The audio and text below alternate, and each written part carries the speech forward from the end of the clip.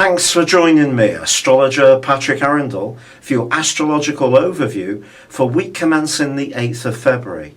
Initially, there's a remarkable similarity to last week's influences, particularly in the first half of this week.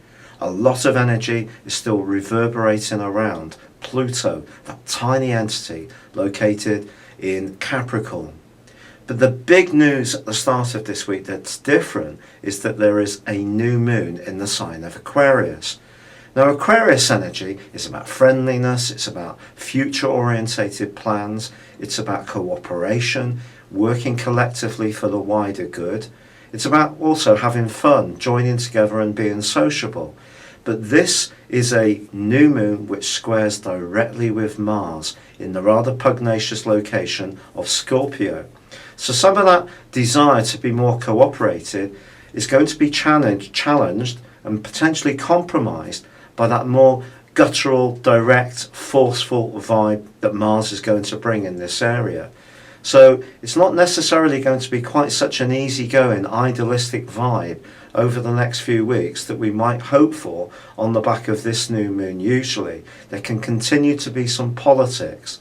Now, in the wider world, any objective about joining together can be bogged down by more individual interest. Now, we may see particular pressure still being asserted within the European Union in terms of the old way, the old pattern of ever closer integration being challenged by the desire of some countries, including Britain, of having a change of profile, a change of the way things are done. And I think this is very likely to be very much to the fore.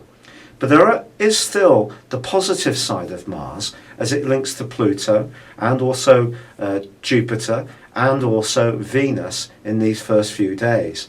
In fact, Mars goes on to link brilliantly with Jupiter for the rest of this week. Now, this is one of those aspects which just shows that in astrology there is always contrasting energy being played out. But this is one of those aspects which gives us the sense that anything's possible. So Mars is connecting with Jupiter, the planet of expansion. Together they can really galvanize us to be much more risk-taking in our approach. But of course, Jupiter is tracking backwards still, and it is in a sign which it's not so comfortable in.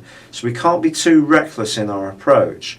And in that sense, the Sun in Aquarius and also the new moon can be good because it can be a more modifying influence on the desire side of Scorpionic Mars, which wants it and wants it now.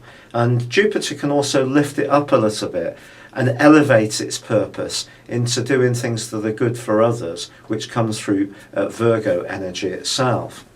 Then later on in this week, we do see the move of the ruler of Virgo, Mercury, into the sign of Aquarius, and this is going to be particularly significant. And also the week following this one, Venus is going to move into Aquarius too, and this big pulsating wad of energy that's been working its way around the heavens in Capricorn since before Christmas is going to start to evolve. It's not completely at an end because Pluto is going to be in this location for some years to come.